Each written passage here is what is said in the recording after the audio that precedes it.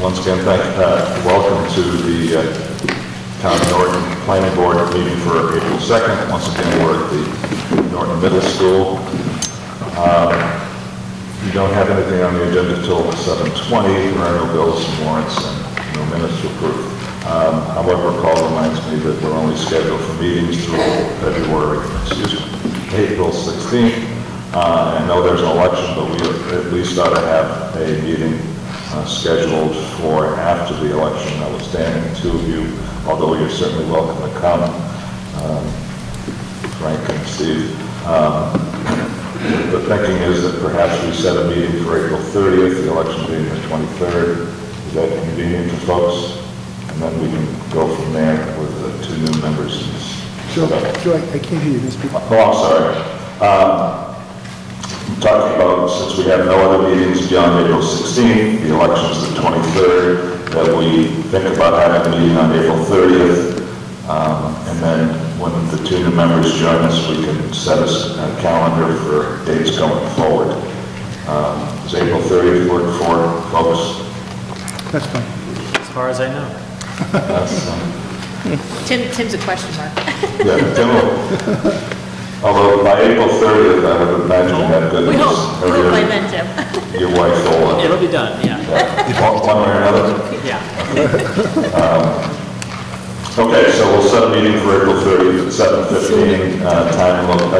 The location at least to be determined in case we still have some business that may attract an audience that is beyond what the town hall can handle. It's close enough to 7:20. Are the applicants for Plain Street Solar ready to go? Yes, sir. Please, the floor is yours. Steve, Hi, my name is Daniel Server. I'm the development director with Next Grid Incorporated. We are for the third time here to speak to you guys about the solar project at 54 Plain Street. for this one. You know, as we last left it, it sounds like the last remaining issue was noise emanating from the project. You know, since our original proposal, after listening to some of the neighbors speak and hearing some of the concerns from about another solar project and hearing their concerns, we've taken a few steps to mitigate noise. Just because we understand what the community here is interested in.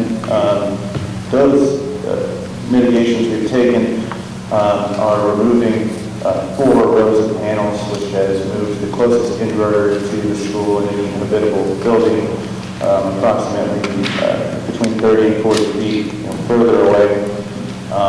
That puts the nearest inverter from any habitable building over 300 feet. Additionally, when we first came, we had a 1-foot berm between the school and the array. We have lifted that up to a 6-foot berm. You know, and that's going to be a thick dirt berm that should block out any normal noise.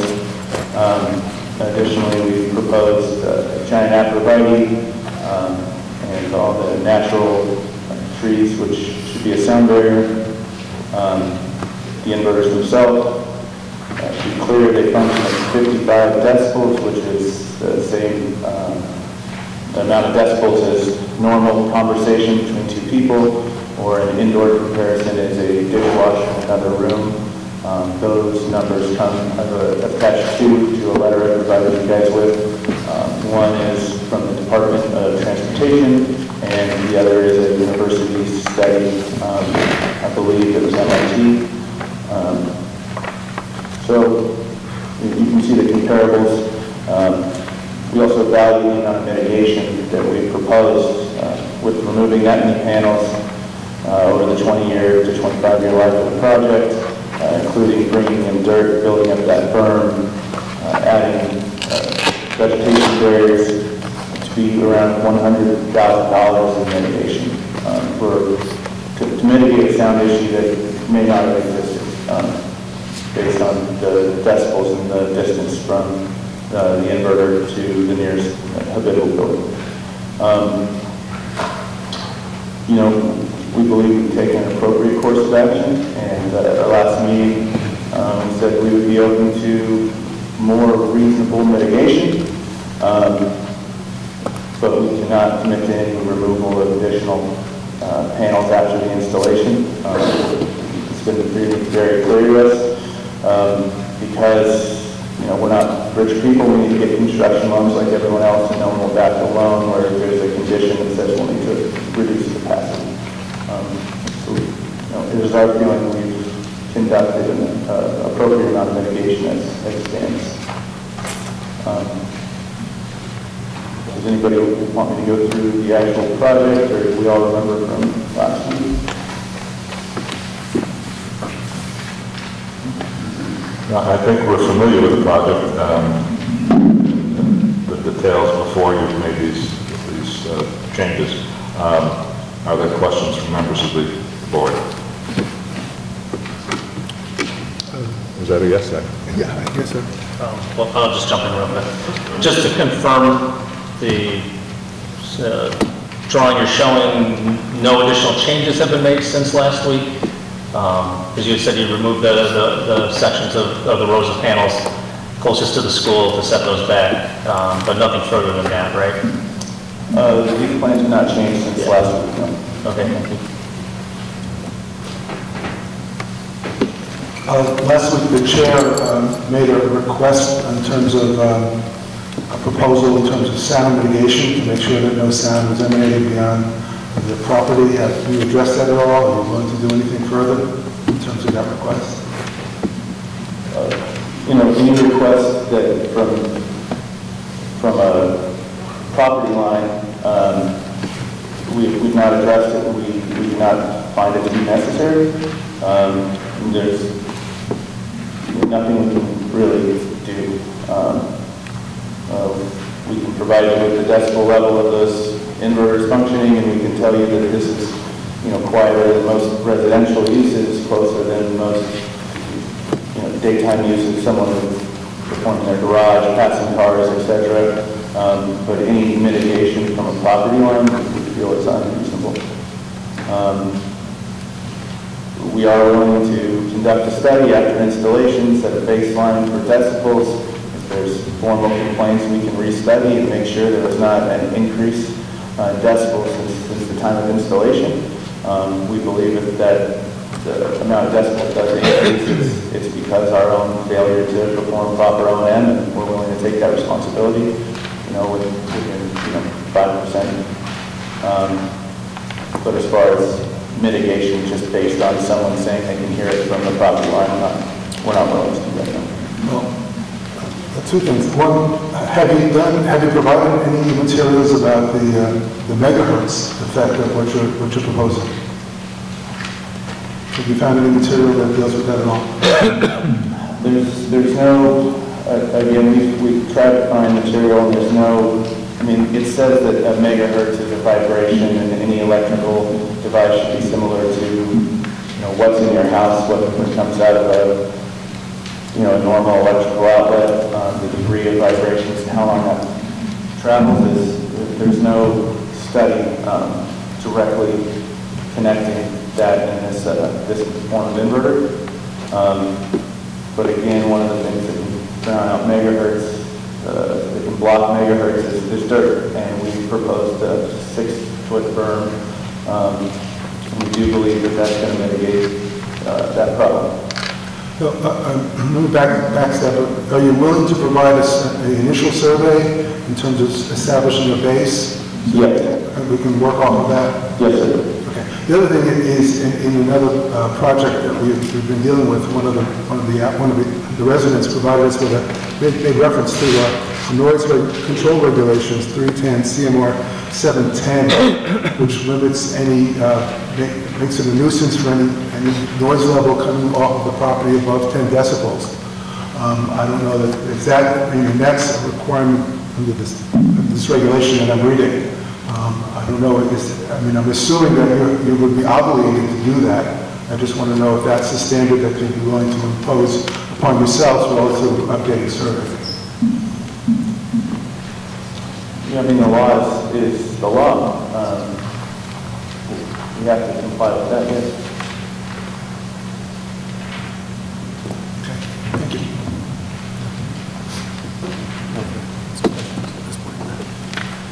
just to clarify on the baseline study in response to Oren's question of an initial study, I believe you had stated you would be willing to do that after the project is completed, or Yes, sir. and then maybe I'm jumping into Oren's thought here, but I think he was perhaps considering the option of, before anything happens, to do a baseline study to understand what the normal ambient area is in terms of, We're sound levels. for a baseline study to, the inverters can easily turn on. So, install the system, get a baseline of ambient noise throughout a day, turn on the inverters, get a baseline, and then agree that, if that sound level increases more than, we're comfortable with 5%, then we will take appropriate mitigation, and that not include the option to remove passive. Okay, thank you. Questions down at this end? Ask some fundamental questions that I could assume answers, but that could be dangerous. I know you mentioned it before, but how many string inverters are there? 24?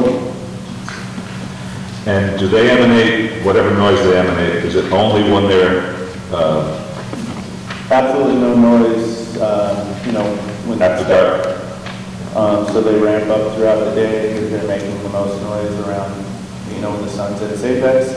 And then they quiet down to nothing and then they're completely off. Because on the topic of doing a background noise level study, my thought would be to do it at 2 in the morning, because I'd like to see a time picked that isn't competing with other noises that would otherwise mask yours. But if your inverters aren't making any noise at 2 in the morning, then that's pointless. So that was just... ambient noise is ambient noise. Well, ambient noise is all kinds of things. Traffic going up and down the road, since you're near a school, ambient noise is 300 kids getting off the school buses and yelling at their friends. So We wouldn't suggest just taking one reading, we suggest, every hour throughout the day. And, okay. I think that would be a fair way to do it. All right. Questions from the audience?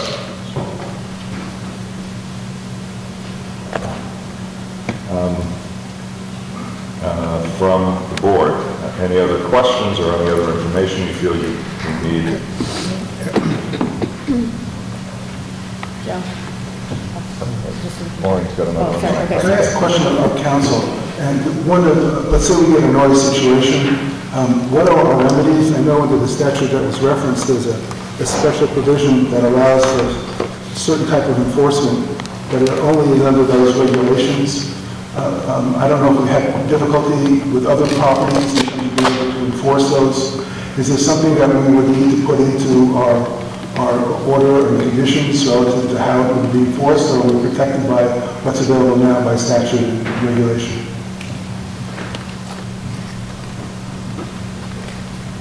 You would need to put something in the condition, in my opinion. The statute is regulated by Mass DEP, and just to be clear, it's 10 decibels over background noise. So it's not just 10, it's 10 over background. You would want the enforcement to be directly related to the project, whereas if you don't do that in a condition, then you're kind of stuck with non-criminal disposition under 21D or something along those lines. Before I do that, Julie, let me just follow up on that, because DEP regulations 10 decibels above background. I know in some cases it's been problematic in both enforcement, and it's tough to get 10 above the background. But beyond that, I think you and I had a conversation that we don't have anything in our zoning bylaws. So for us to put it in our order of conditions may be problematic in terms of enforcement. Is that not correct? If you go over 10. Right. Yes.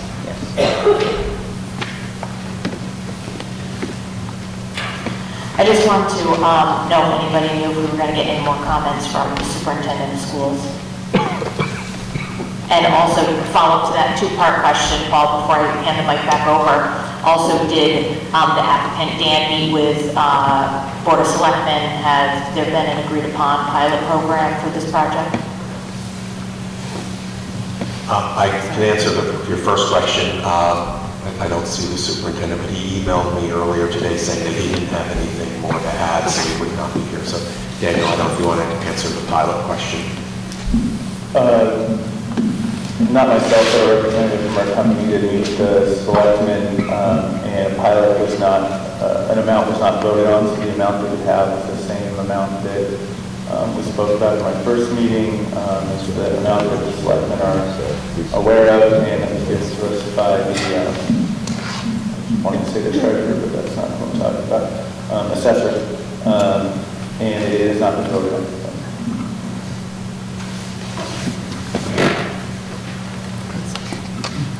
There. Has Conservation Commission issued any orders yet? I'm sorry, have you gotten any order conditions from Conservation? Rich Jabotinsky with Atlantic Design Engineers. They have a hearing in a couple of weeks regarding the order of conditions, yet, but they haven't closed their hearing or issued an order yet. Kind of a parallel process we're going through right now.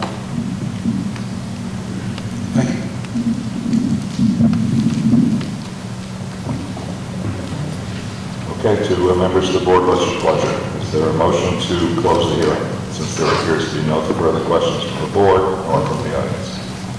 A motion to close the hearing. Second. There's been a motion and a second to close the hearing on both the special permit and site plan, 483. Further discussion on closing the hearing? Warren has.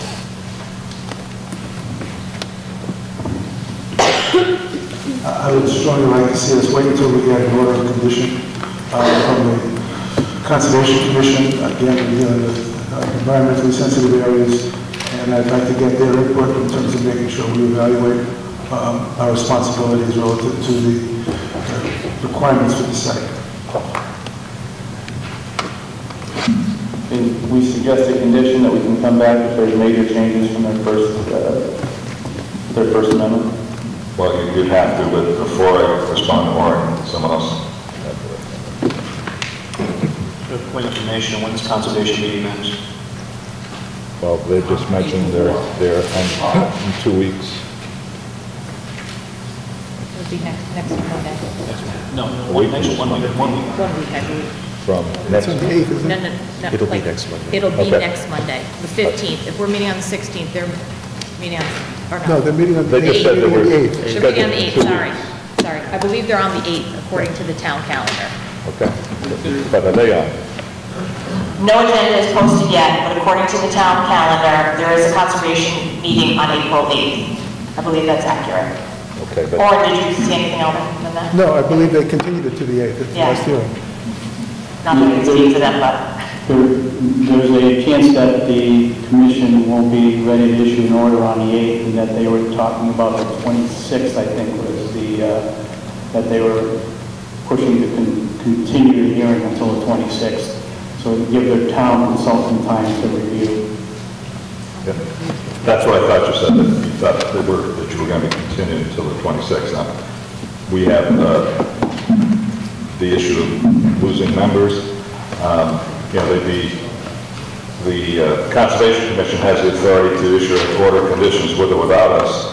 If, in fact, their order makes major changes in what we may or may not approve, then you'd have to come back and start the process over. And if they're minor, we handle them as a minor modification. But, you know, my hope would be that we move forward on this, because we are losing 2 members, and I don't want to see us start from scratch with 2 new members to get us up to speed. Anyway, further discussion on the motion to close the hearing on both the site plan and special permit. Hearing none, All in favor of closing the hearing, say aye. Aye. Opposed? It's unanimous. Is there a motion in action for both, for either the site plan or the special permit or both?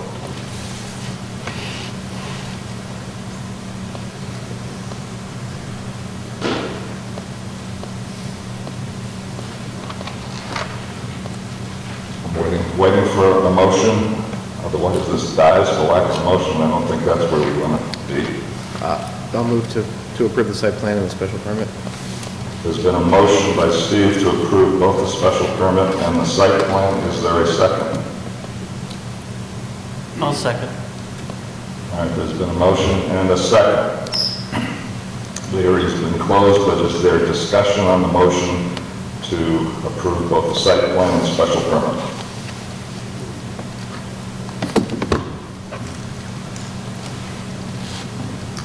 Yeah, I would suggest we need to review, I'd like to review all of this material, and I'd also think we need to come up with the appropriate conditions relative to this decision. And we do have 1 or 2 weeks before that, before we lose members, and I would really like the opportunity to digest some of the material we have and come up with the appropriate conditions that we all agree upon and we think are relevant to this particular site. And I would suggest we table this or deny the motion at this point and defer it to give us the opportunity to formulate the appropriate conditions. Right, but an order of conditions assumes an approval. Otherwise, while you're drafting an order of conditions, granted the order of conditions, if in fact there is approval, can be reviewed, modified before we finalize it. But again, an order of conditions assumes approval. Just, this site is, I'm sorry, is this a special permit or is this just a site plan? Both a special permit and a site plan. Well, special permit would be conditional.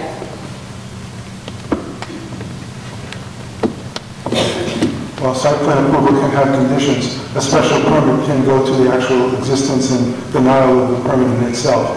And with it, so you need to determine whether or not the conditions can satisfy this board as to whether or not the project could go forward, in absence of which they might elect, they have the option to deny the permit for the special permit.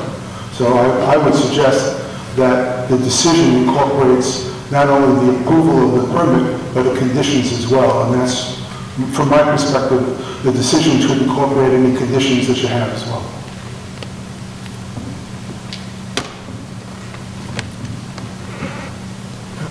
Further discussion. Here again. Not opposed to either track. I'm sorry? Not necessarily opposed to either track.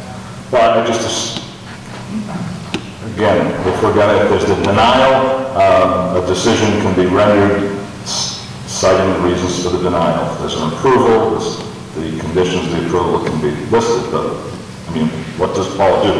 Draft a set of conditions and a set of conditions for approval and a set of reasons for denial, and then we vote on that? I think we have to render a decision.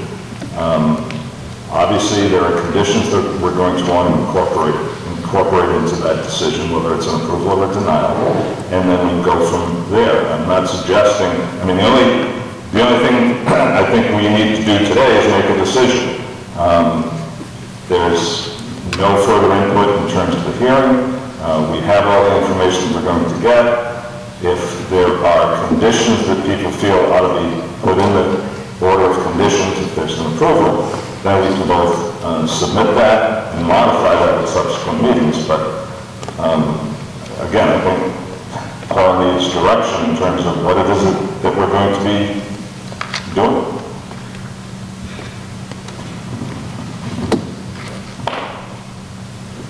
My position is, oh, I'm sorry. My position would, yeah, is that on? No. Hello? I get nothing.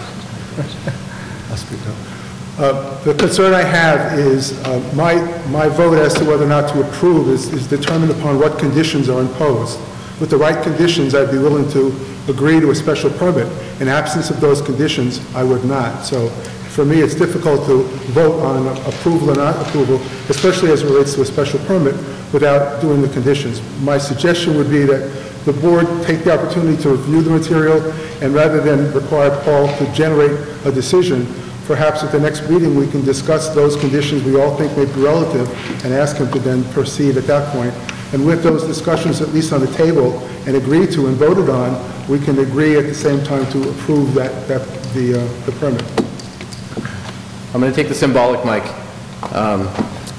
The board has had this material for quite some time, and as with Condyne, the stipulations will come after the fact. Just a point of clarification. If a motion is approved, if the board, or in some cases, if the applicant is not agreeable to the conditions, if the board cannot come to an agreement on the conditions after the allotted time frame, what happens? It's constructively approved. Okay. We have, what, 90 days? Yes. After the close of the hearing to render a decision? Correct. Again, I understand the trepidation of voting on an ultimate order of conditions. No one's being asked to do that. The question that is before the board is to whether to approve or not approve both the site plan and the special permit. If the motion wants to be modified to be specific, and I think it's understood that the approval or lack thereof is subject to a final draft of conditions, I think, A, that's understood, but B, we can make it clear if that's comfortable to both the maker and the seconder of the motion. But again, I think we have to take steps to move forward, do whatever we have to do to ratify that decision with a drafted order of conditions, or in the negative, a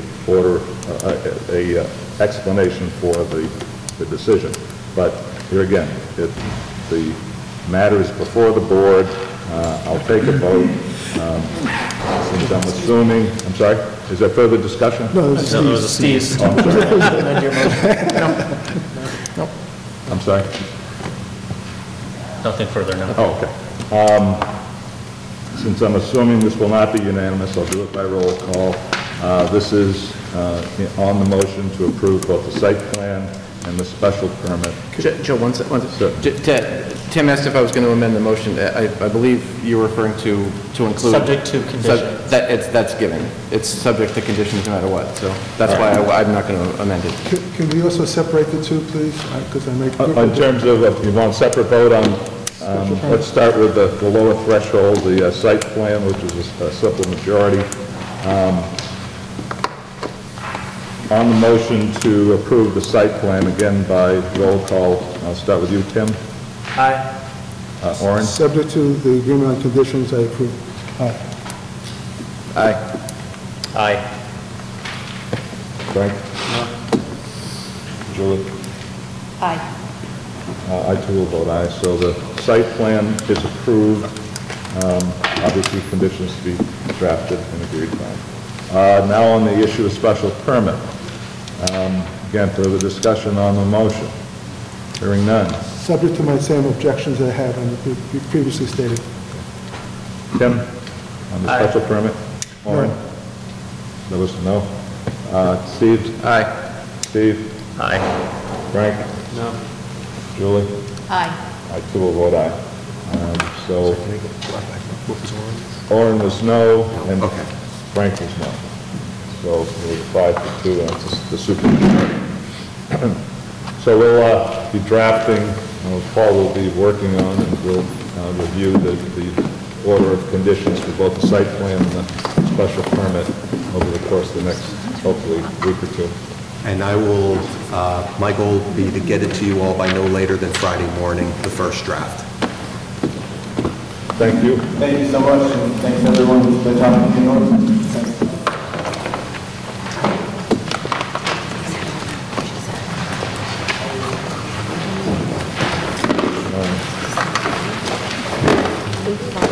Bear with me.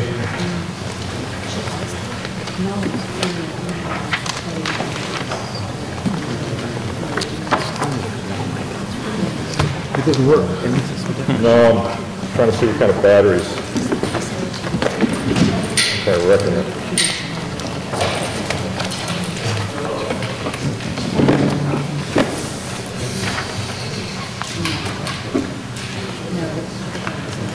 What changed it?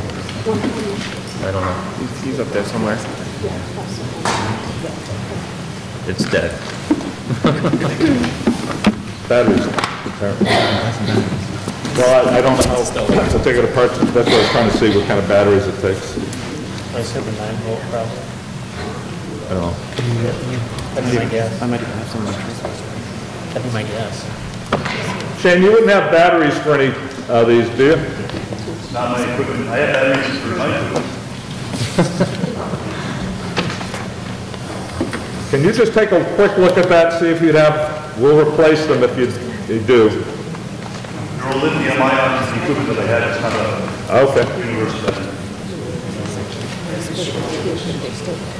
All right. Our next item on the agenda is not until 8 o'clock. We've got 10 minutes that we can fill with some discussion on the special permit approval conditions, the special permit conditions and execution of decision for the 2 Blue Star projects. Why don't we start with special permit 479. Please get conversation started on that. If I can ask Paul, in the documents we were provided, the red line version that was sent to us, who added those comments, or what was the genesis of those red lines that were added? The red lines were submitted by Condyne, and then you will see that Amy provided comments on that draft as well. Hers were just comments, not the red line though, so hers will be easily called out. Was that sent out also? I didn't see that. I just Yes, went this afternoon. This afternoon. All right, but in terms of what we have here, we're working off of the one titled or headed by Town Council Review of Conduct. Is that the easiest document to work on? Yes, yes. All right, does everyone have that? That's the most, for lack of a better description, revised? Yes. It's in the binder. Right. 479, yes. And it should point out with Amy's comments, it was applicable to 479, but it's applicable, she wrote it for 479, but it's applicable to both. And actually, most of Condyne's are applicable to both.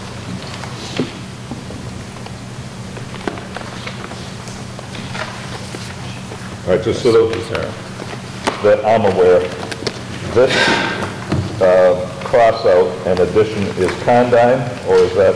That is Condyne, yes. The comments are mine. Okay. Anything in the document is theirs. Okay, just trying to understand who the author of the various comments That's why I are. didn't make track changes, because it gets too confusing.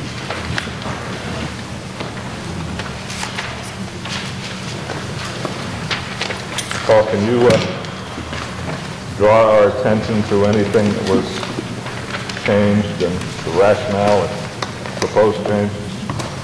Sure. If you go to page, it'd be page 3.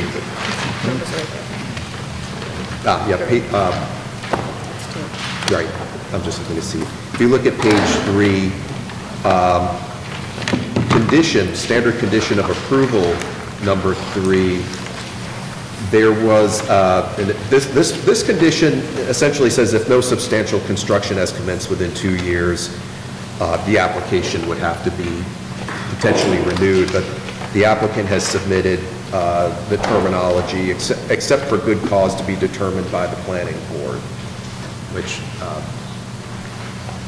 that's, again, if there's valid reasons why this project has not commenced within 2 years, the board would have the opportunity to at least determine if there was good cause for the delay. But isn't the life cycle of a special permit 2 years? It is, however, there is case law that says that if there's good cause for commencement, so it's okay. It's innocuous. Yeah. The next substantive one, which council has weighed in on with the concern, is number 9 at the bottom, which this gets to this issue about what happens when you all are approving ahead of another board, such as Conservation Commission. And so the initial language, actually Amy provided it to me originally, was exercise of site plan approval and special permit may not take place until all obtainable federal, state, and local permits are final, including but not limited to approval from the Conservation Commission pursuant to the Wetland Preservation Act, or Protection Act and Wetland Protection Bylaw. The applicant has, as you can see, has revised that to delete the section that says all obtainable federal, state, and local permits are final but not limited to, and then added at the end, and its associated federal, state, and local permits. And you can see council has had concerns with it because of the deletion of the term all obtainable permits. The revision is unnecessary because it's anything that they can obtain, they have to get. So I don't think they need to delete that. And then I also don't think that and its associated federal, state, and local permits makes any sense. Because, I mean, technically we could associate any local permit with any other local permit because it's a local permit. It just doesn't make any sense. It's very awkward. But I wouldn't agree to deleting all obtainable federal, state, and local permits. Would it be better to say all required? Or obtainable is actually a little bit broader because there are some that they can't. There are, when you're in this permitting, large permitting scheme, you have phases and things like that. So I would make it obtainable. What happens if they're supposed to get a curb cut or they're supposed to put in a traffic light and they can't obtain it because of something they've done?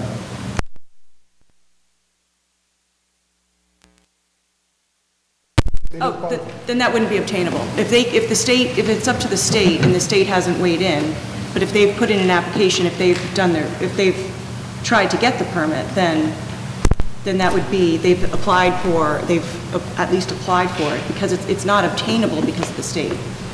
So we could have a project without a traffic light at Leonard Street? I'm not sure that your decision can require a traffic light. That's under Mass DOT jurisdiction. Why can't it? If that's what the applicant has presented to MEPA, and that's what they presented to our traffic engineer as qualifying this project and making it safe for the neighborhood and for the project inhabitants, why can't it be required? Because Mass DOT will require it. But if they can't get it, it's my problem. If Mass DOT says it's too close to an existing driveway, or it's too close to, because the queue backs up beyond the ramp to 495, they don't approve it. What happens to this project? It becomes now a traffic hazard. You don't have any say to say it has to be there? But wouldn't Mass DOT not give them the light because that would be a traffic hazard? True, but that impacts this project. This project is predicated on that light being there. Well, they would have to revise their traffic plan with MEPA. Well, how about this project? I mean, we're saying... The project is MEPA. If we required it as a condition, wouldn't they have to come back to us and say, we can't get it, then let's look at this, let's look at what we're doing and how we're doing it. If you can't handle the traffic volume that's being generated to this site without that light, I'm not saying it would or wouldn't.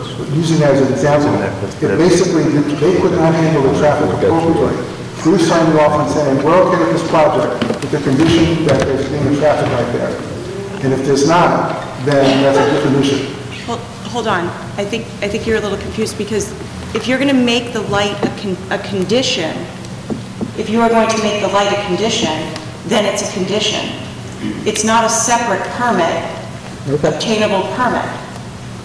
You cannot put in your orders of condition or in your decision that they have to be 200 feet from the wetland. That is not in your jurisdiction.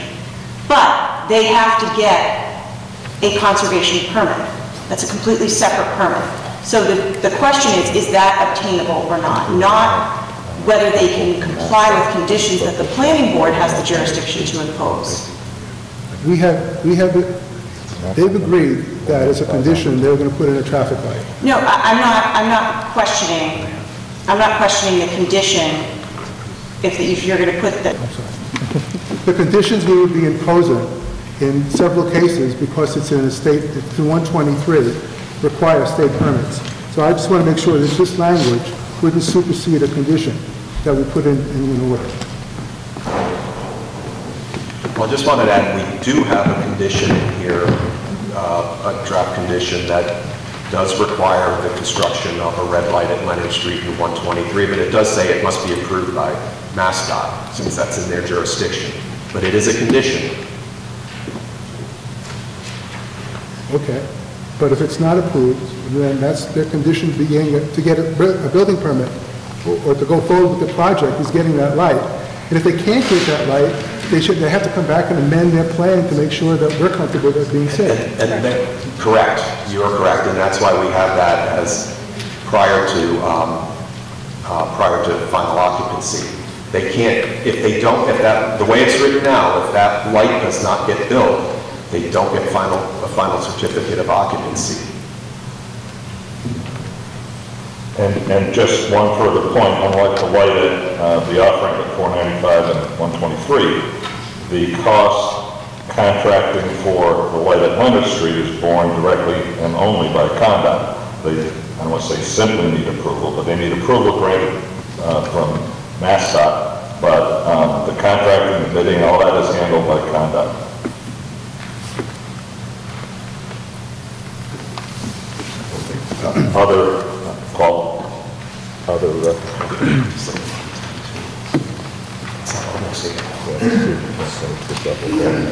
Okay. Just on the next page, under prior to construction,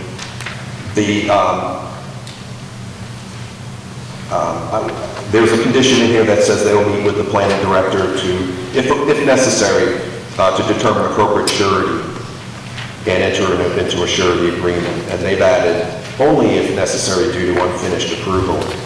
Only due to an unfinished approval item caused by a seasonality in nature or long lead time.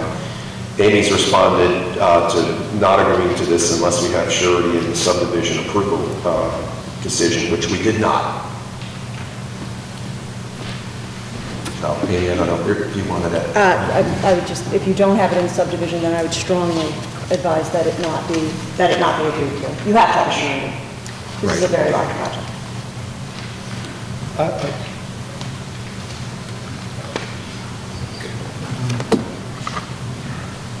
Mr. Chairman, as you know, I submitted an outline of some notes on these findings in addition to some other conditions. I'm not sure the process you want to go through. Do you want to have Paul mention the notes and Paul with Amy's comments? At some point, I don't know how you want to address the comments I've given to the board. What I want to do is wrap these comments up, and then we can add whatever or discuss whatever else, but since we started on this document, I'd like to try to clean this up.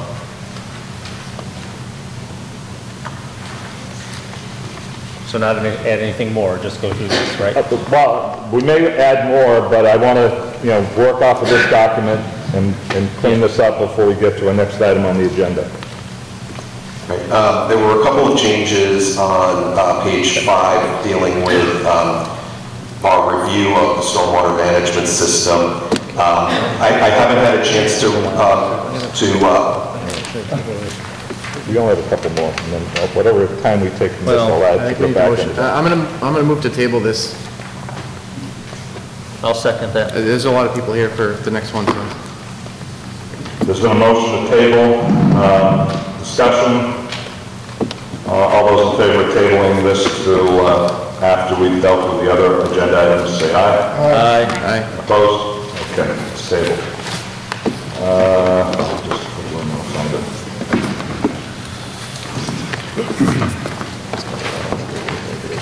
Yeah. Yeah, they want to.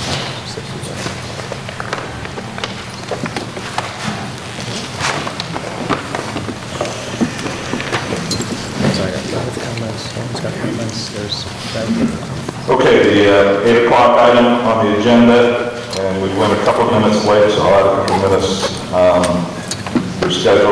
It's scheduled from 8 to 9, so we'll go from 8:05 to 9:05. Fairland Farms, the applicant is here. There's some additional information that's been presented. If you could catch us up on that, we appreciate that.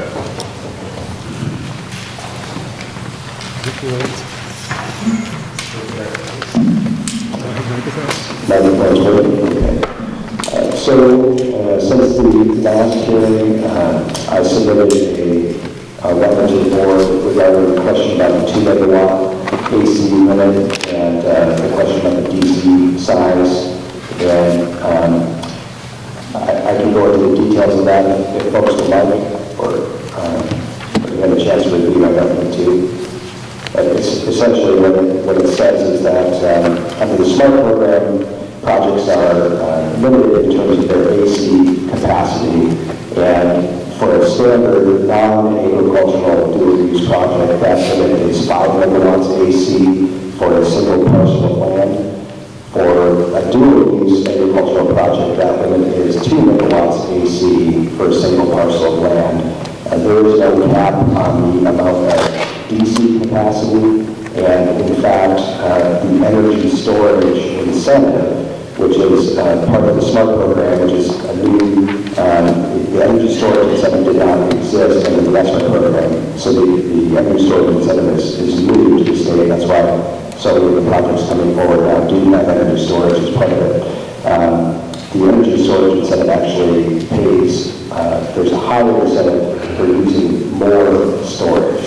So in the case of Fairland Farms, we have 8.7 megawatts DC and 2 megawatts AC, which is fully in compliance with the SMART regulations, and we have incorporated battery storage in order to take the excess power generated during 7 hours from the DC capacity and then deploy it to the grid during cloudy periods and nighttime, which produces a much more stable flow of electricity, which is what the Commonwealth is hoping to attain more of and why it's being incentivized. We also provided last week additional screening for the residents at 13 Fuller Drive. We all received that. We also have blown out plans of that tonight to look at if you wish. And lastly, the meeting was continued last week in part for a meeting with a group of abutters.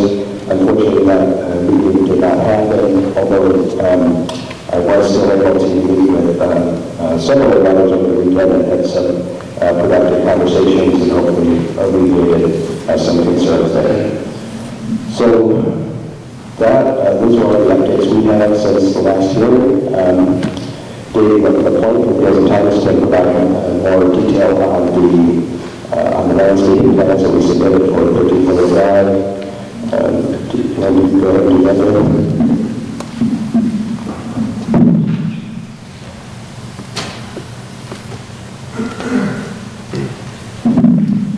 So for the record, my name is Dave LaPointe with Fields and Thomas. As Adam mentioned, at the last meeting, there was discussion about the residents at 13 Fuller Drive, and there was a request to provide screening related to that residence. And as indicated in the letter that was submitted, when we first evaluated that property, it didn't appear as though screening would be necessary. When we looked from the property, from the bog area towards that house, based on the amount of existing vegetation. However, once we were provided some photos from actually within inside the house or on the porch, it was apparent that you could see the bog. So we did provide some screening, similar to the other screening that's being proposed in other areas of the project, and it includes a variety of deciduous and evergreen trees to provide a mixture of plant materials. We would obviously try to avoid planting any one particular type across the entire area. If there was ever any kind of an issue with a disease or pest in some form that could potentially wipe out a monoculture like that, we're trying to avoid that provided a mixture of plant materials. And we also used primarily native plant material, again, to try to keep it consistent with the existing character of the vegetation that's in the area surrounding the bogs. But happy to answer any additional questions that may come up.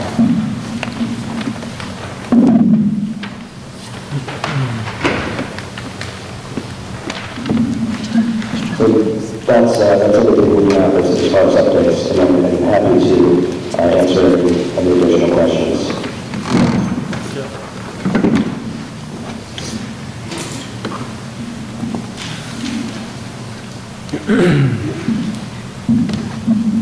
Hi, Adam. You mentioned that the meeting on Sunday with the voters didn't take place. Could you describe why? Yeah, after the March 12th hearing, I reached out to Attorney Gaines, who represents a large number of the abutters, and offered to meet individually or in a group setting with anyone that was interested. And the abutters decided to have a group meeting on March 31st. And then last week I reached out to confirm the time. And on Thursday, Attorney Gaines informed me that the abutters were insisting to record the meeting, and we weren't willing to consent to that for a couple of reasons. One, the videos that have been produced so far have demonstrated that the abutters are willing to splice together video that misconstrues and is misleading in terms of what we're trying to say. So we weren't willing to subject ourselves to that, especially when the video is controlled by by them and not by a third party. So that's also, we were really hoping that the meeting would be an opportunity to try to have direct conversations and try to alleviate concerns and have some real conversations. And those types of conversations don't take place when there's a camera. So unfortunately, that's why the meeting didn't happen. Thank you for your clarification.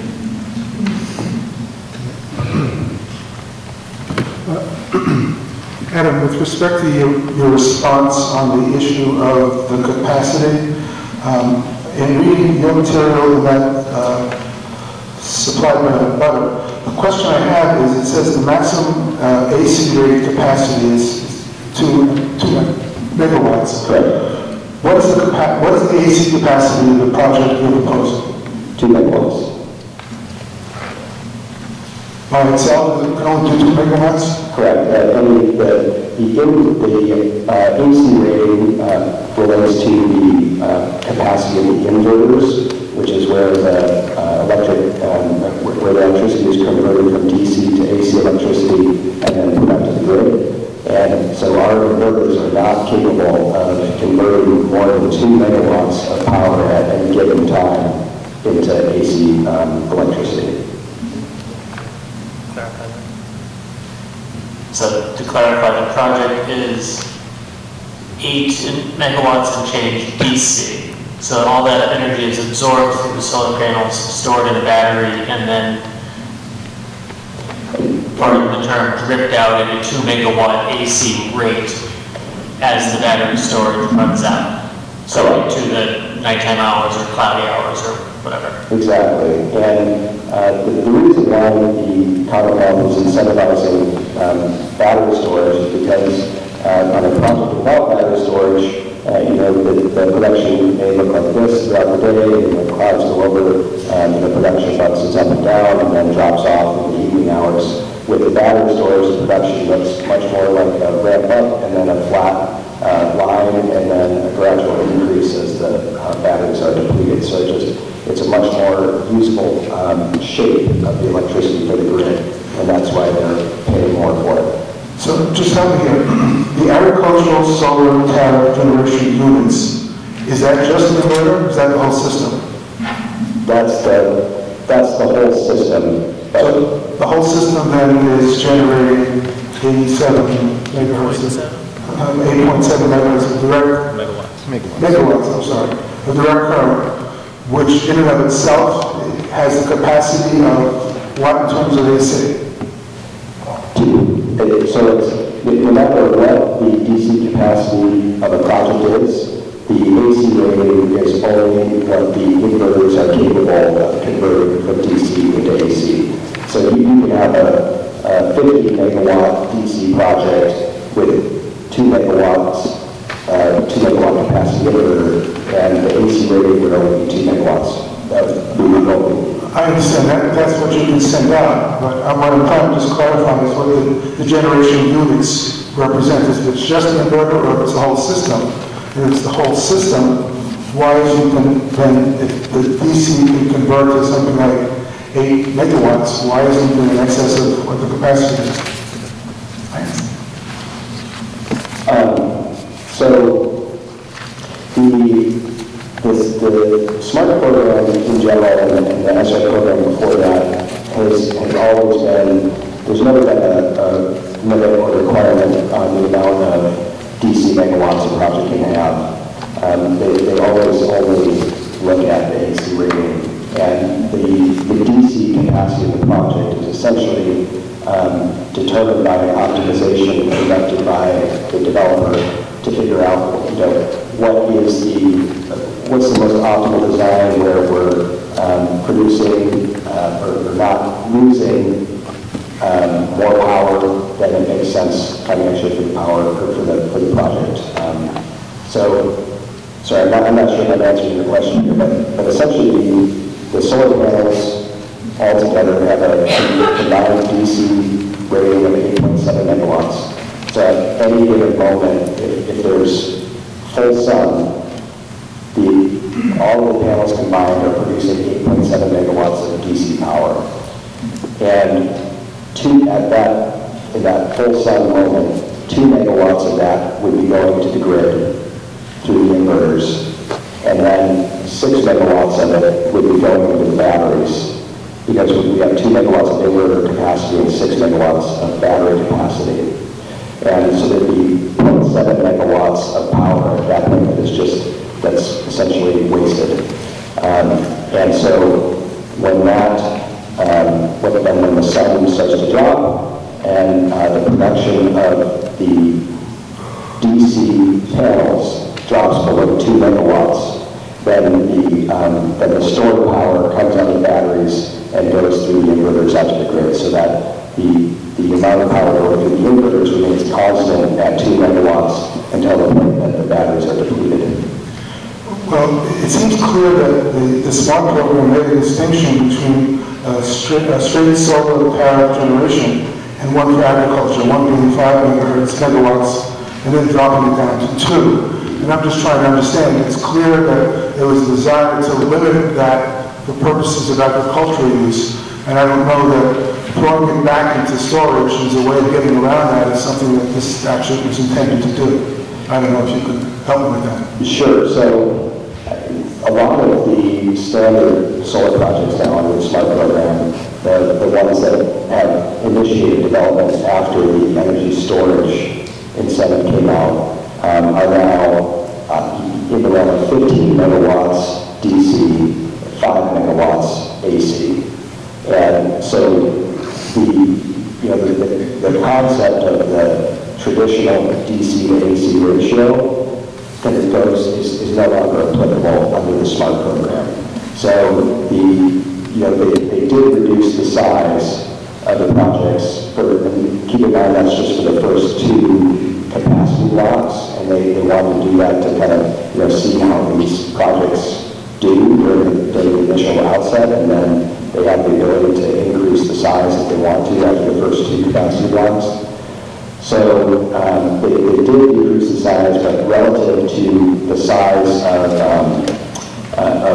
what a standard project could be, it's still significantly smaller than that. So under a standard project, you could have 15 megawatts DC, 5 megawatts AC, and here we have 8.7 and 2. So it's still smaller, but the DC numbers are just higher than they were traditionally because of the new adoption of energy storage.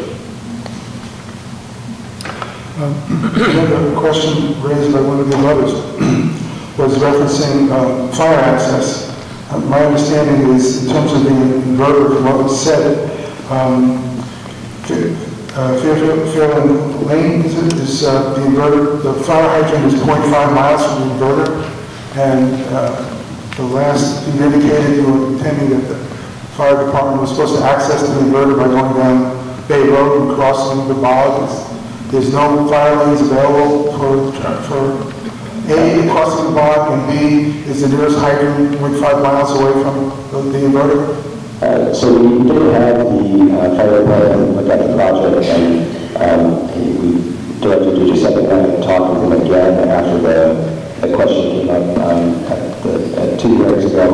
And so the deputy chief of the fire department looked at the roads and said that he would require us to plow them during winter, but as long as we did that, he was okay with it. And in terms of the fire hydrant, there is no fire hydrant at the end of Fairfield Lane, and I'm not sure what the fire department's plan will be for water access. But again, the deputy chief did say that he was comfortable with the project as it was designed.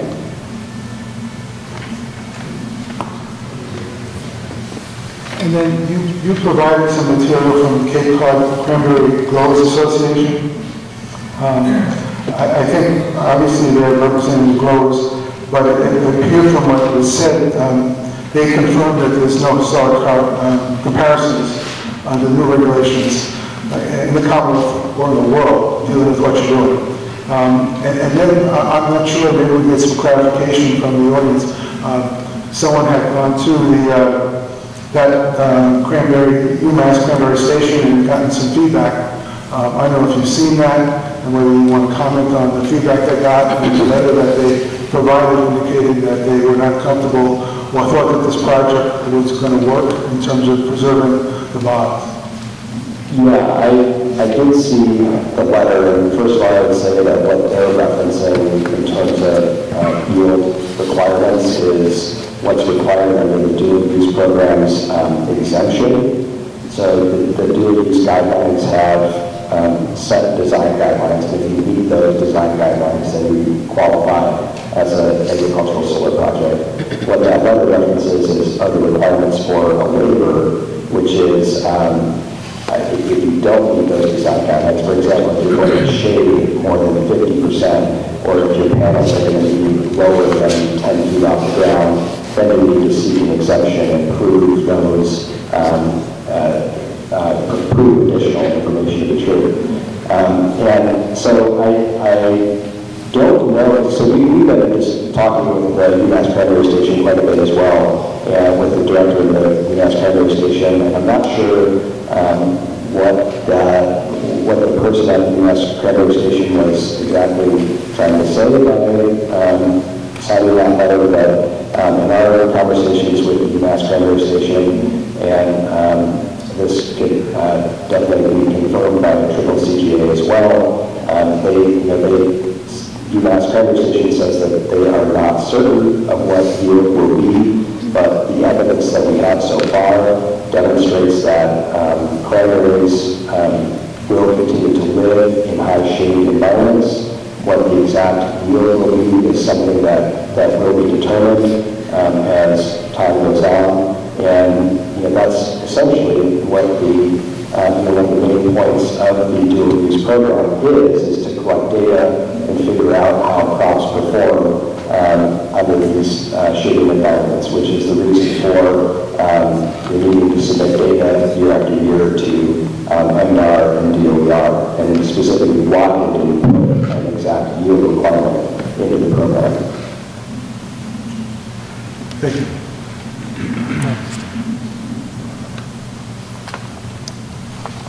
If I can ask, I'm disappointed to hear the meeting didn't take place across, all the groups here on Sunday. If you could elaborate, you mentioned that you Spoke to a couple, at least a couple of others, and you know, I don't know how that discussion took place, but if you can give us at least a high level, if those folks didn't want specific information to share, if they did, that's fine too. How many folks was that? What was the outcome of that? Were there any specific changes made as a result of those meetings, please? Yeah, those conversations are confidential. It did take place with groups that are, with parties that are represented by the abutter, represented by the abutter's attorney, so they are within that group. And there weren't changes to the project design or landscaping that came out of that, but you know, we are working with some folks to you know, help do certain things to make the project easier and more positive thing for them. And we, you know, I think I just say in general that communication is a two-way street, and we have been open to communicating.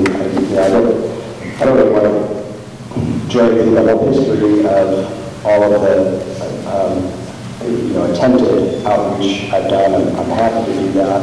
And if it'd be helpful, would you love me to go into that? I mean, since the first, it may, because I did sense, you know, some concern with the board of last year that I haven't been doing enough, and so I'd be happy to provide more of a full inventory of, you know, what I have done since before the first year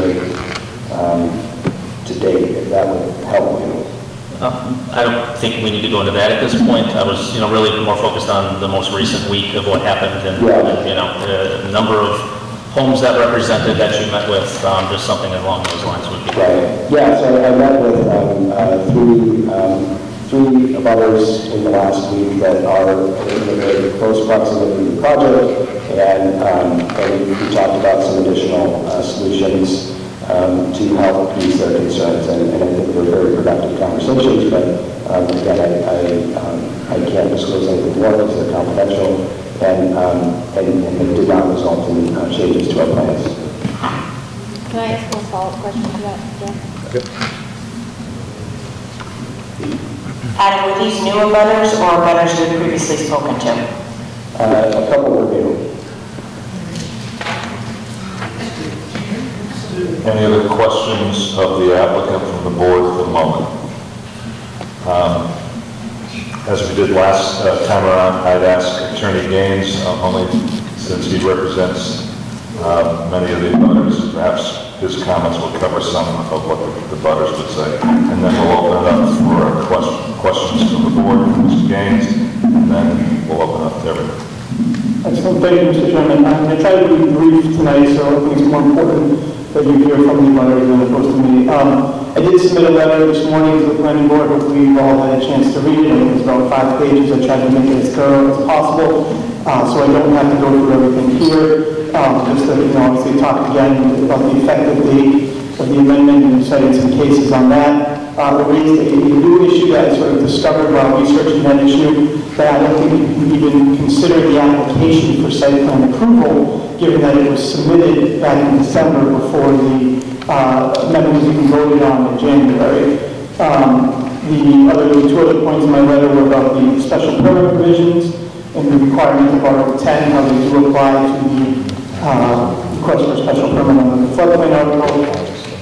And then finally, regarding battery storage, how that is not discussed in the bylaw, and therefore, in my opinion, it's not allowed, and it's certainly not an accessory use. But again, you can read the letter for the details on that. Quickly on the meeting that was supposed to take place on Sunday, obviously you all know now that it didn't take place. The reason why my clients wanted to record it is that, you know, countless times, either in a letter or standing up here, the applicant has called some of my clients, you know, liars, or so they made misleading statements. So we thought recording it would, you know, kind of go to the heart of that. I thought it was a pretty reasonable request. I think my clients, it's unfortunate that I did not agree to that. I want to quickly just talk about the kind of the other application for solar farm, the one off of Plain Street that was heard earlier tonight, some of the other meetings. I think there's 2 points I want to make there. I watched some of the video from last week's hearing on that Plain Street application. And at one point, Mr. Chairman, not to single you up, but one of the more memorable comments. You asked repeatedly if the applicant, and again, I'm talking about the Plain Street applicant, would be amenable to a condition that there would be no discernible sound off-site at any megahertz level. Now, whether or not that's feasible or reasonable is a whole question for debate. But you asked the question to that applicant. You've never asked that question to Nexon. And I guess I'm curious why not. In my opinion, you should be sort of treating all the applicants in the same manner. It could be construed as sort of arbitrary and capricious if you're not. And again, another example, Mr. Vice Chairman, you have focused a lot on sound issues and baseline, even with Nexon. I would certainly give you that. But your comments certainly last week to the other applicant, where you asked them to provide documentation to give you some assurance or expectation of what could be expected. You said that you're not comfortable saying that let's install it and then see if there's a problem. You said that's not the time to understand the question. Again, I don't feel you've used such strong language with Nexon and did there. I just don't understand why the two applicants seem to be treated slightly differently in some respects. Couple of quick points. In the event you do approve this, which I really hope that you don't, and I don't think you should, I do think there needs to be a condition in the decision regarding compliance with the ASTGU and SMART program. As you know, the amended zoning bylaw states that solar installation that qualifies as an ASTGU under the SMART program may be located on cranberry bog within a wetland protection area. If for some reason Nexon would no longer qualify as an ASTGU, then they obviously be in violation of the zoning bylaw. We all know it's up to the building commissioner to sort of enforce the zoning bylaw. I suspect the building commissioner is a busy individual, and probably what better things we do at this time is sort of check in with Nexon on that. So I would ask that there be a condition in the decision that Nexon be required to report annually to the building commissioner that they are in compliance. Two last points. Finally, I just have a quick question for the planning director that I did ask last week, but I didn't think we got an answer to. We kind of ran out of time. And this is again on the special permit, whether or not it's required because the project is in a water resource protection district. In the planning director's letter to the planning board dated January 17th, the director stated the project will require a special permit pursuant to Article 14. I'm just curious if the director still believes that to be true. And then my final question, just for Nexon, is regarding 222 Bay Road. Obviously, we know they have, or I guess the owner of the current owner, and obviously they will as well as they buy it, an easement over 222 Bay Road. And I'm curious if Nexon intends to use that easement to install and maintain the solar panels. That is all I have.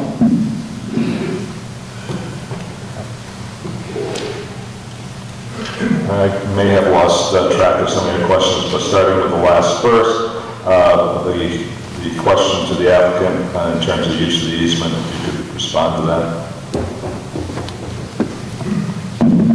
Yes, the easement language is, allows for use for maintenance of the cranberry bogs, and it's got some general language in there regarding any future activities.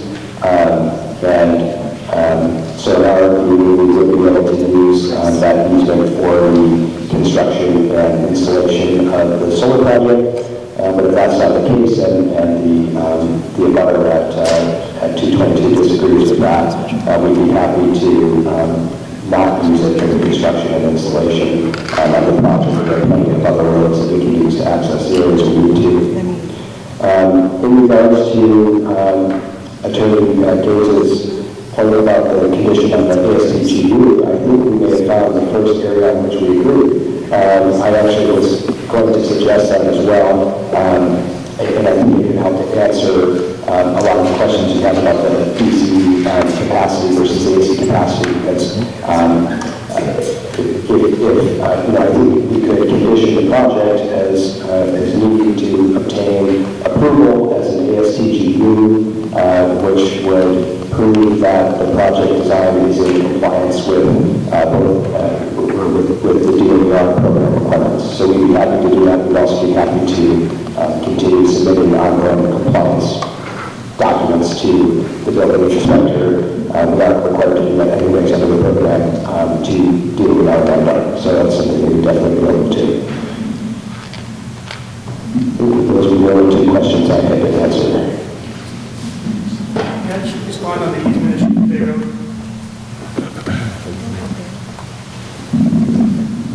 So I have a copy of the easement language. It's definitely does not allow access for solar installation and maintenance. I'll read it quickly sort of in parts.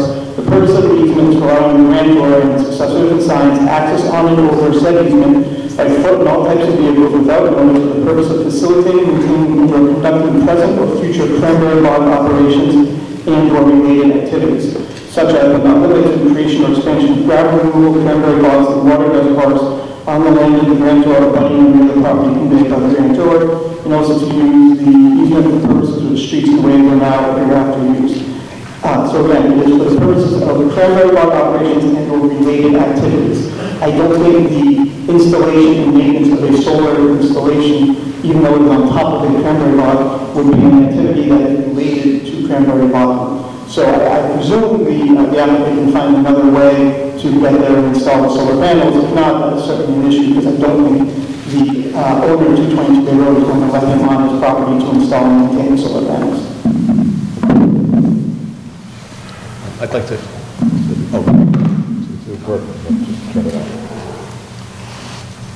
Yes, I'd like to respond to that question about the Water Resources Protection District special permit. It is true, in the memo, I was initially under the belief that, because this area is designated for the Water Resources Protection District, but there are qualifications to actually require a special permit. And one of the requirement that I thought might have applied and then realized later I was mistaken with it is, it says any use that will render impervious more than 15% or 2,500 square feet of the lot, whichever is greater. But in reading state statute, solar facilities are actually considered permeable surfaces, so it would not be applicable. So it's my belief that they do not need to apply for a Water Resources Protection District special permit.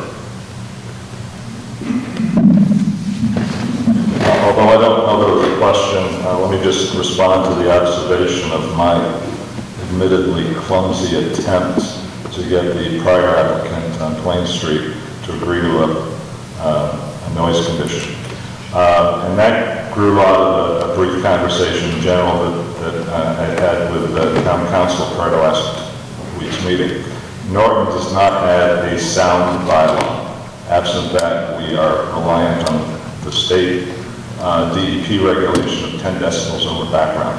You heard a little about that earlier. I've had personal experience with the problems that margin of leeway for noise, it's difficult to enforce, and it's also problematic in terms of 10 decibels above background is fairly noisy.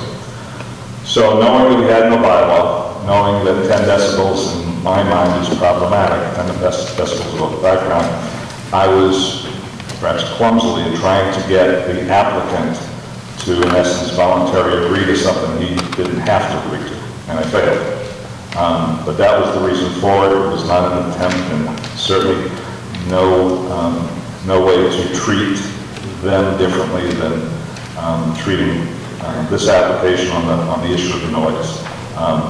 Again, if they want to volunteer in terms of agreeing to a noise background that is not discernible, a noise level that's not discernible immediately off-site, terrific. But I don't play poker because apparently I don't bluff well, and that was the intention.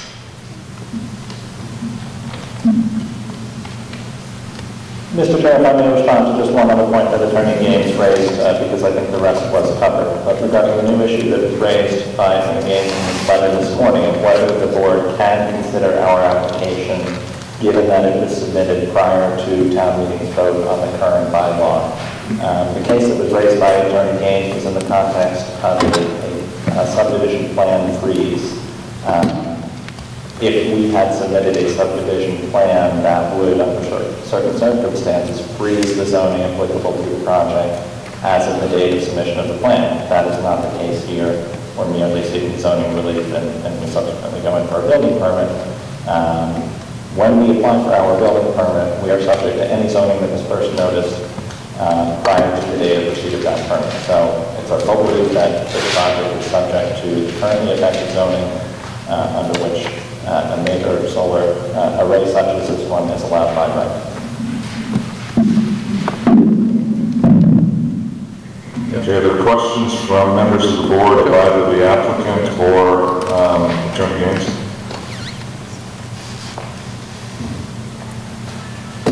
I just want to say a quick note in response to Attorney Gaines's statements about the chair and the vice chair. I've known both of these gentlemen to be extremely unbiased towards any candidate, so any presumption of bias is kind of absurd to me. And as far as the vice chair's questions, there's been a lot of meetings, and if he didn't ask directly, I'm sure somebody on the board did ask that question.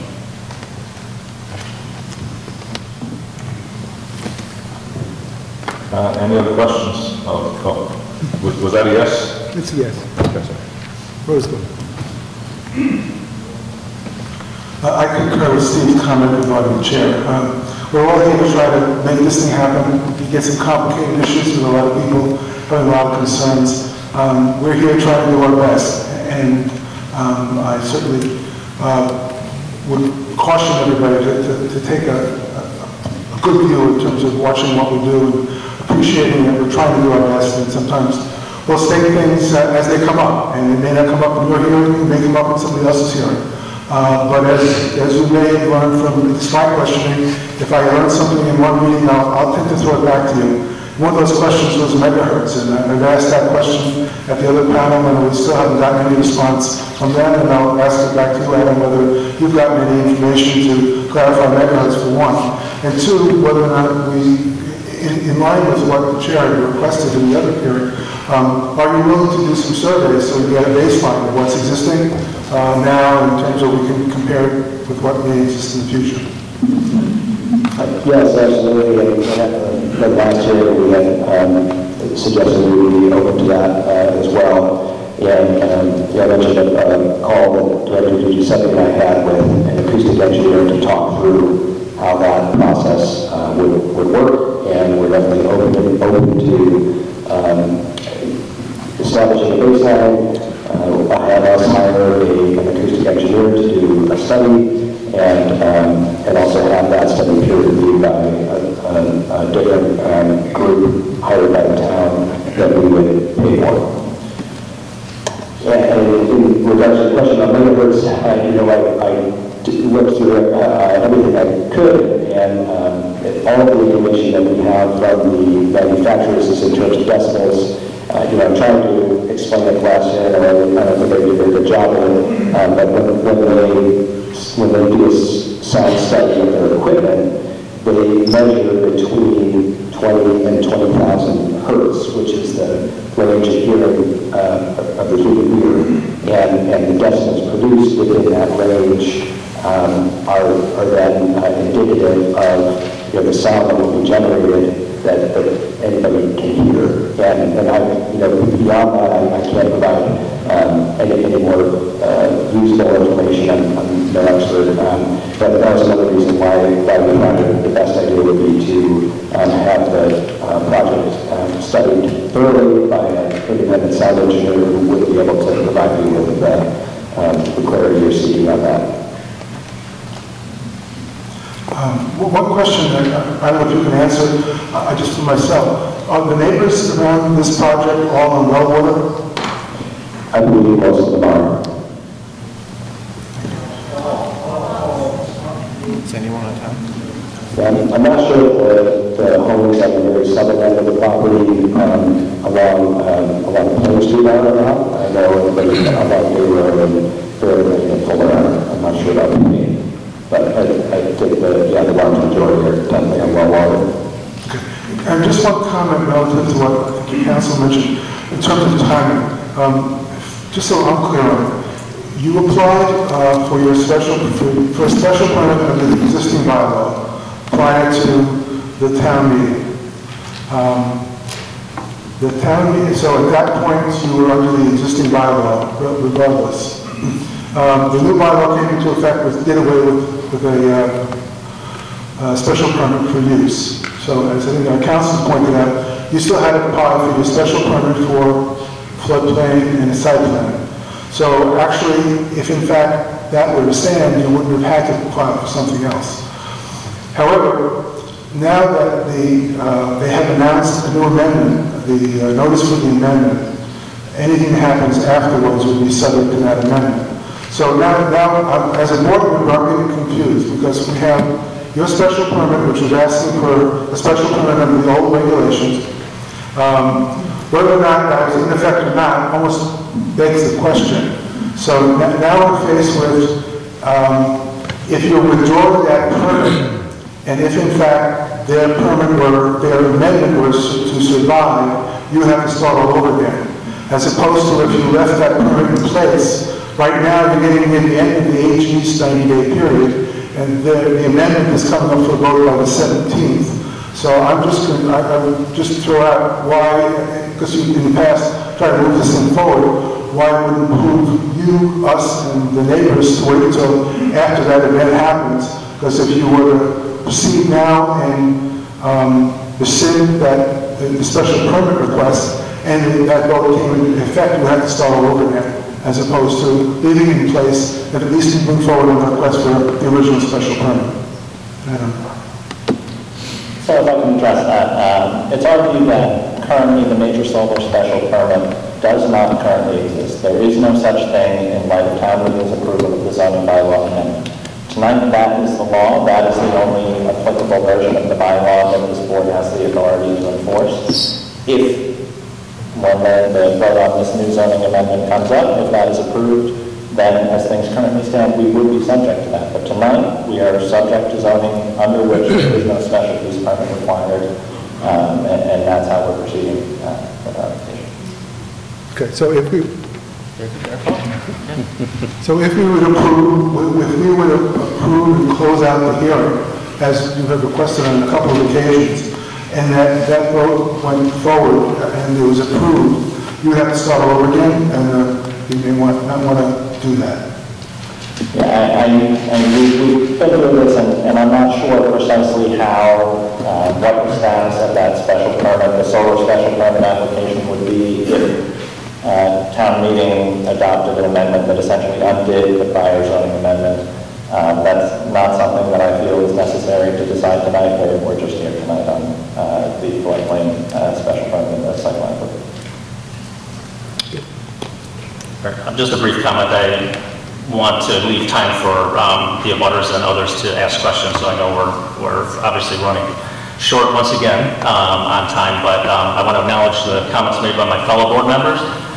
This has been a extremely, at times, challenging learning process for all of us. I don't think any of us here on the board, and perhaps many of you in the audience, have ever thought you'd learn or understand or try to decipher as much about solar that you ever expected to. So a lot of information has come to us over the past several weeks, months. We've done our best to digest that, to ask questions as those meetings, move along and move forward, be it this special permit request or the other applicants.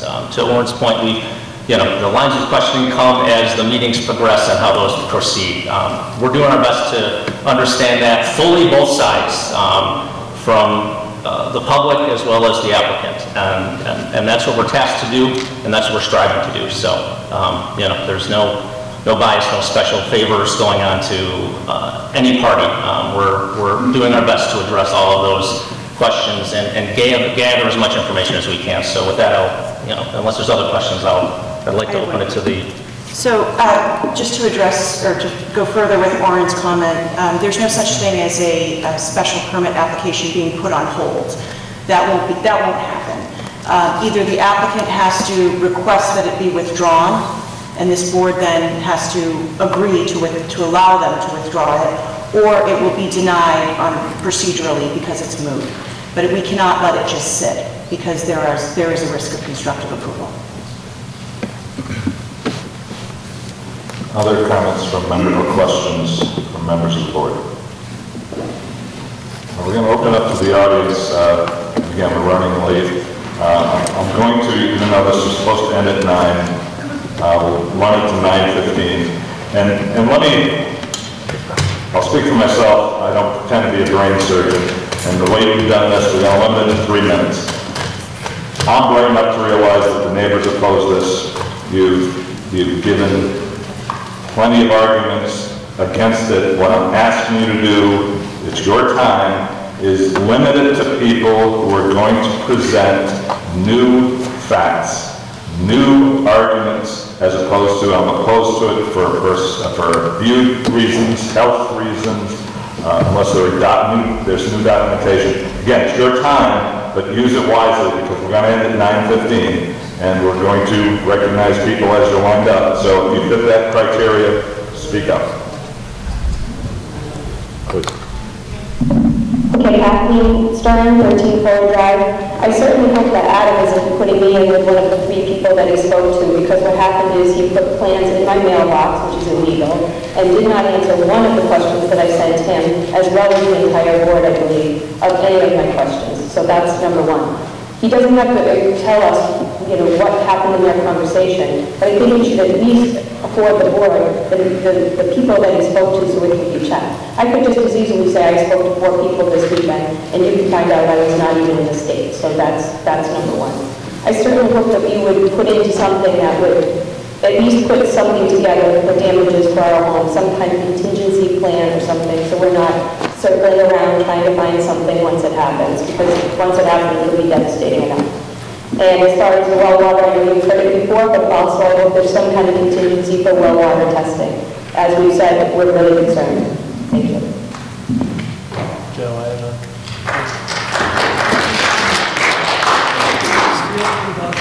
Hold on for 1 second.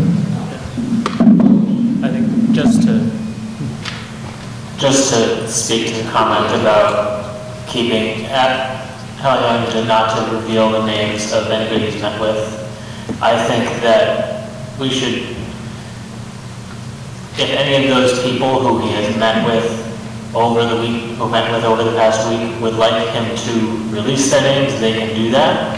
But if 2 people want to have a private meeting and they don't want anyone else to talk about it, they should be allowed to do that.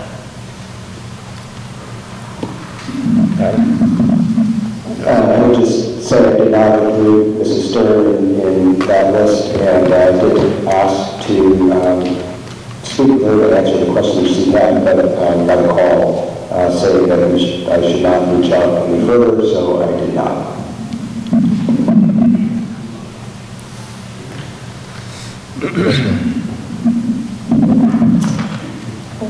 Gina Martinez, 207 Bay Road.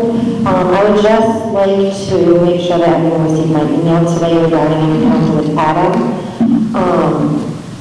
A few weeks ago, as we were sitting here after the meeting, he sat here and lied to my face repeatedly about signs that would be used at the gates. I kept asking him, and he said no, there will not be signs, and at the end he did. He's proven over the course of these hearings that he cannot be trusted. He continues to display deceptive and questionable behaviors. He sat there and lied to my face about signs. What else is he lying about? He's lied to me, he's lied to all of my neighbors, and he's lied to each and every one of you.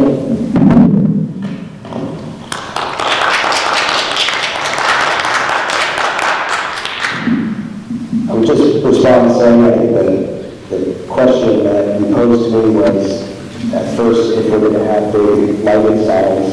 Adam, could you address the planning board? Sorry, yeah. So I think, at least my perception of the conversation was, I was trying to answer a question, and I was confused about what the initial question was, and I tried to answer it, and we walked in. So when we walked into the hallway, and the conversation was ended, and I was told, I asked if we could have another meeting to discuss it further, and I was told no.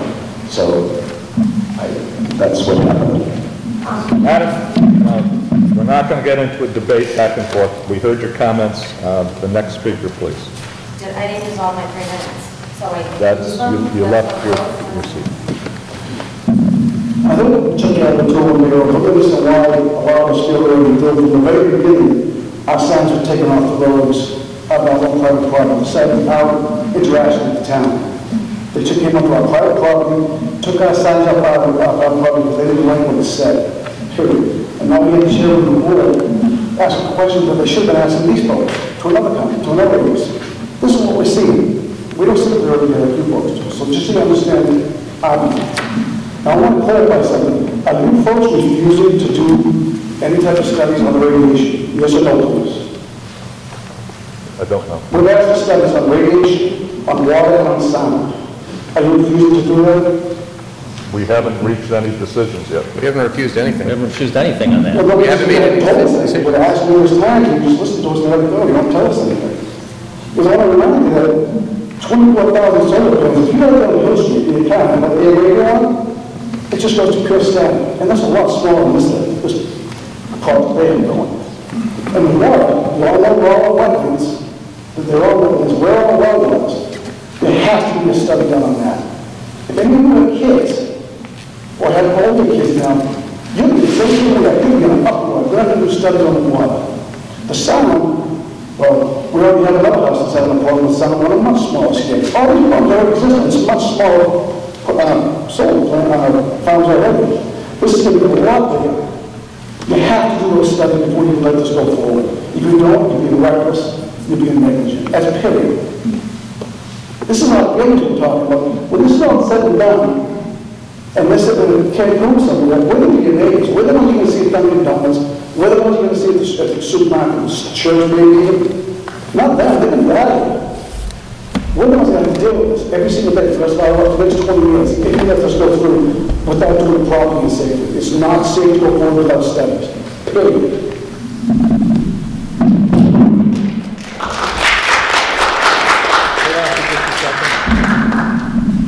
Hold on for 1 second. And let me just respond, because apparently I didn't make the point clear. When I questioned the previous applicant, the Plain Street applicant, about agreeing to a sound level, i.e., there would be no discernible sound coming off the site. I did that for a reason, because Clinton Norton does not have a sound bylaw. 10 decibels above background. I'm no acoustical engineer, but I bet you Clapp Street complies with that. And I've been to Clapp Street on a number of occasions, and noise is a problem. And I'd be willing to bet it's in compliance, that it's no more than 10 decibels above background. So without a bylaw in place in Norton, I was trying to get that applicant, the previous applicant, to agree to something he didn't have to agree to. And he didn't fall for it. My sense is now that the issue is raised, these people aren't going to fall for it either. I'd love to have this applicant agree to have no discernible sound off-site. If he wants to agree to that, terrific, but we have no way of enforcing it. And to your point in terms of, yes, we're your neighbors, yes, we're going to see you coming and going throughout our activities in the town of Norton. At the end of the day, we have to abide to laws. Not laws we'd like to see on the books, but laws that are on the books. And I see signs over there that Clapp Street took 21 weeks. Yeah, if you add up the fact that it was remanded from the courts back to the planning board, because the planning board, without a basis in my opinion, denied it. So at the end of the day, notwithstanding what our wishes may or may not be, the only thing we have to hang our hats on are bylaws that the town of Norton has crafted, for better or worse. So again, to the issue of sound, my intent with the previous applicant is to get them to agree to something they had no obligation to agree to, and I was unsuccessful in getting them to do something they didn't have to do. If these folks want to agree to that, fine. But I just want to respond. This isn't a matter of favoring one over the other, because clearly the sound coming out of Plain Street is going to be an awful lot less than something of this size. But again, we have no bylaw for sound in Norton. So you're saying you don't have the authority to request a study before projects move forward? We have a request to have a study, but we have no authority. In my humble opinion, the council sitting next to me, she can correct me. If the sound study comes back and says the sound will be under 10 decibels, as problematic as, I've seen this in other situations, as problematic as 10 decibels above background can be, we have no authority to change it. So water and radiation. Again, the only experience I've had, I'm not a radiologist and I'm not an agriculturist. All I know is the issues I've dealt with sound in the past, 10 decibels above background is still an annoying sound. So again, I just wanted to respond to the fact that that I asked one applicant a question, that I haven't asked these folks, and I'm not asking these folks that I don't think they're dumb enough to agree with, but if they are, terrific. I appreciate that, but then the question still stands. We have to do something on the water, the safety issue of water, where we can prevent it from happening if there's a problem. If there's no problem, then fine, we're all day long. But we don't know if there's going to be a problem because you won't. Nobody will do anything about it. We want the radiation and the water check.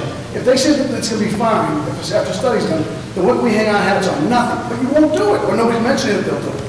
We're going to peer study. Joe, can I? At the very least, a peer study. We're talking about a lot of stuff, a lot of houses here. At the risk of reiterating, no decision has yet been made. Stipulations have not been made yet by this board, so, I mean, it's kind of putting the cart before the horse there. And I think, You haven't told us that. You tell me you haven't told us that once, until I just asked that. I think it's been stated several times. I don't think it's productive to have a back and forth here, but this board has not made a decision on this yet. No stipulations have been made. We haven't even talked about them. That will happen after a decision is made. So, I mean, at the risk of wasting more time, I think it's probably pertinent to keep that in mind. Yes, ma'am. Julie Simmons, 15 Necessary Avenue. In the site plan, it was changed at one point to create larger buffer zones, and they then moved solar panels onto what they call block number 18, which is significantly further away from any other block that has solar panels on it. So my question is, how is this location chosen? Is the amount of solar panels on this block larger than what they took off of the other areas to create the larger buffer zone? And how do they intend to connect it to the rest of the project? Since it is significantly away, will we go ahead wires? Are we going to do additional and much more additional underground digging because of it, which now creates a different impact on a different part of the block. It also now takes away a fully operational block and puts solar panels on it, which again takes away from the harvest. My other question, and it's part of it as a statement as well, is last time I stood and spoke, I talked about the fact that Fred Waterman was not found, yes, but he relied on the money from his harvest for his land. And Adam was very quick to tell me I was incorrect, that they needed the harvest because they had to keep producing or cultivating to keep their incentives. That I do agree with. However, I think that it is safe to say that the harvest of the cranberries is secondary to their solar energy of the parcel on here. So my next question is, technically they are farmers. If this project does not go through, I'm assuming they will not purchase the land. If this project goes through and something happens and they don't get what they need to stay in compliance and they decommission, or at the end of it they decommission the project, what is their intention for this cranberry block? They still own the land, they are still considered farmers. Are they going to continue farming the land, or just let it go, or try and find something else to put on it that is not going to go well with this town? And thirdly, when speaking about the fact that there is a battery connected to this, once the sun goes down, he has said that previously, it has been said that when the sun goes down, that the noise will go down. Now, if the sun goes down and the converters keep pumping out energy for another 6-point-something megawatt, you're looking at approximately at least another 3 hours on top of that. So now the noise is going well into the evening. I'd like to know if I'm correct on this, and, that does make another additional impact. Thank you.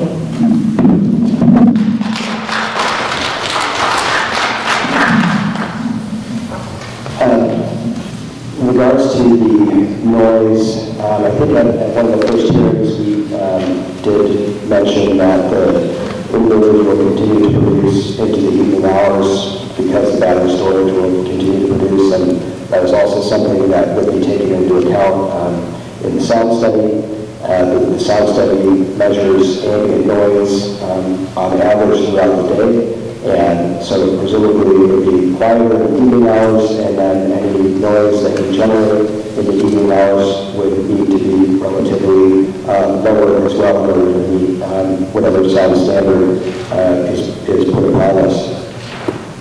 And in regards to the location of the additional, or the new panels in the southwestern bog. I think that's something we also covered as well. It is, after we cover all the increased buffers and redesign of the project to maximize the amount we can fit within the new space, it's still a net reduction compared to what it was originally from 8.9 to 8.7 megawatts. And that is going to be underground electrical, and that is all shown on our plans, and also on the plans we submitted to the CONCOM for their review. And I think, we've talked about the dual use issue a lot, and so I'm happy to respond to those questions if the board wants, but I think I've answered that several times throughout these hearings already, so if the board would like me to respond to anything, I'm happy to, otherwise I'll hand it over. My name is Catherine, I live in Fuller Drive.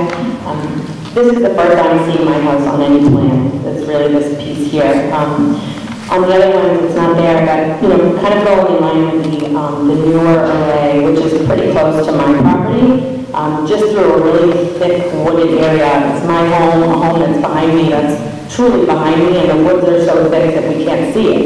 But to the bog direction, which you can see there, at this time of year, probably not in the summer, I'm going to be honest, but at this time of year, I can see the section where those panels are going to be to my south, I guess I would say. And I'm probably the only one that can see those. And I'm not saying I'm looking for screening, but what I'm saying about it is, we live on Fuller Drive, and anybody who's on Fuller knows that we have fire hydrants down the street, but they're not working.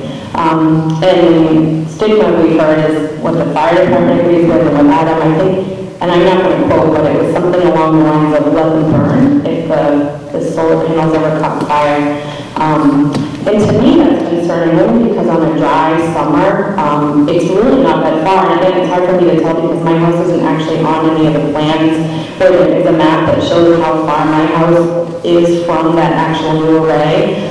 But if we were to let them burn, there could be fear that could burn through the dry, and it's very dry because my land was just developed, so there's a lot of dead brush back there, which we may not get to in the next year, 2 or even 3, to clear it out. I'm afraid that there could be a potential fire that could spread to my home and to the home behind me. I think it's a valid concern, and I think it's important that I don't want this to go through because I think it's a larger project than Norton can handle. I don't think it's something that is proper size for our small town. It's why I moved to Norton just 4 months ago.